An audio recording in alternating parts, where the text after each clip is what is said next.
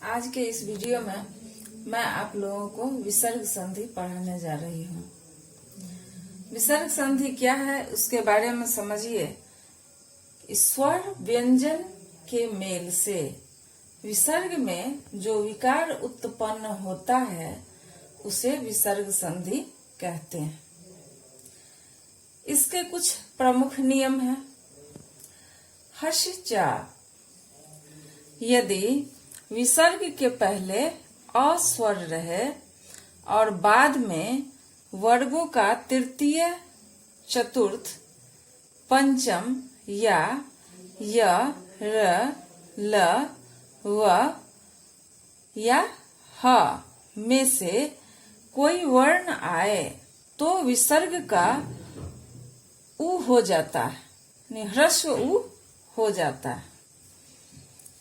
वही ह्रस्व उ अपने पूर्ववर्ती अ से मिलकर ओ का रूप धारण कर लेता है। एक बार फिर से मैं समझा रही हूँ। यदि विसर्ग के पहले अ स्वर रहे और बाद में वर्गों का तृतीय, चतुर्थ, पंचम या य, र, ल, व या ह में से कोई वर्ण आए तो विसर्ग का ह्रस्व उ हो जाता है।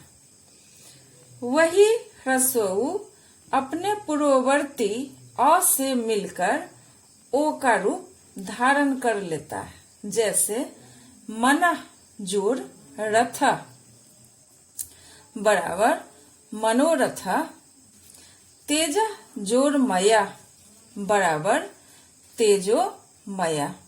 अब यहाँ देखिए, जैसे यहाँ मनः जोड़ रथ है तो आपने पहले पढ़ चुका है कि अ स्वर रहे और बाद में वर्गों का तृतीय, चतुर्थ या य, र, ल, व, ह रहे।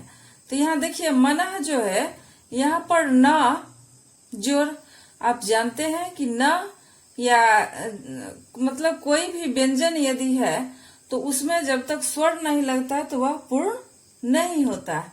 अतः यहाँ मनः है तो न में अ स्वर है और यहाँ पर र है, इसीलिए यह जो विसर्ग है बीच में स्वर अ के बाद यह यहाँ ओकार का रूप धारण कर लिया।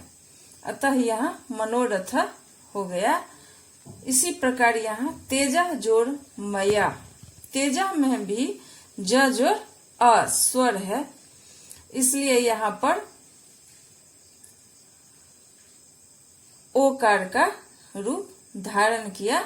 अतः तेजा जोड़ मया बराबर तेजो मया। अब देखिए यहाँ जैसे है तेजा जोड़ मया, तो आपने यहाँ पढ़ा कि जब अ स्वर रहे और तृतीय, चतुर्थ या पंचम वर्ण रहे तो यहाँ देखिए अ स्वर है ज जोड़ अ, तो यहाँ अ स्वर छिपा हुआ है और यहाँ मया जो है यह प वर्ग का पंचम अक्षर म है, इसलिए यहाँ पर स्वर अ प्लस म दोनों मिलकर यहाँ ओकार का रूप धारण कर लिया। अतः यहाँ तेजा जोड़ मया बराबर तेजो मया हो गया।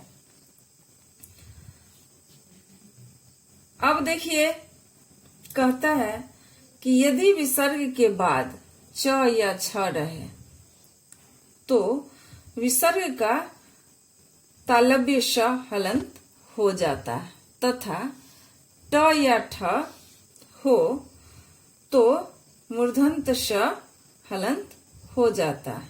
जैसे नि जोड़ छला बराबर निश्छला। यहाँ देखिए नि विसर्ग है, नी के बाद विसर्ग है और यहाँ छल है।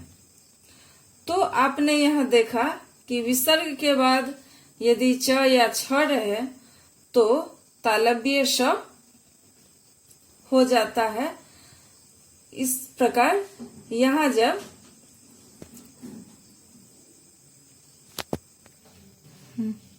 विसर्ग के बाद यहाँ छ आया, इसलिए यहाँ श हो गया, तालव्य श हो गया, तो निश्चल हो गया।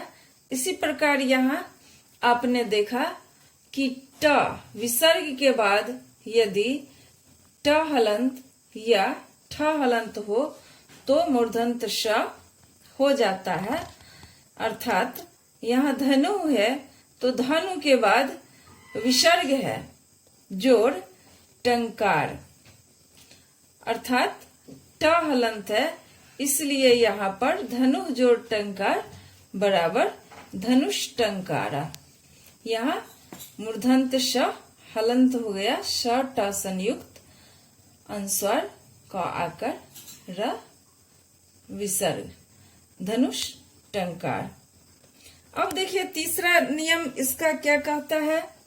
तृतीय नियम है, यदि विसर्ग के बाद कोई सकार हो तो विसर्ग का वही सकार हो जाता है। जैसे दुह जोड़ शासना बराबर दुशासना। तो यहाँ देखिए सकार है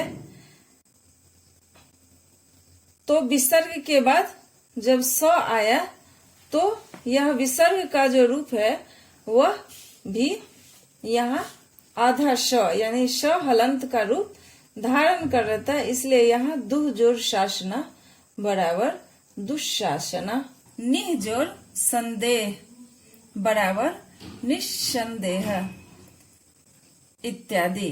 इस प्रकार से आज हम इसके 3 नियम बताए, और भी बहुत सारे इसके कुछ और नियम हैं जो आप लोग बुक से पढ़ सकते हैं। इस प्रकार आज विसर्ग संधि समाप्त हुआ। धन्यवाद।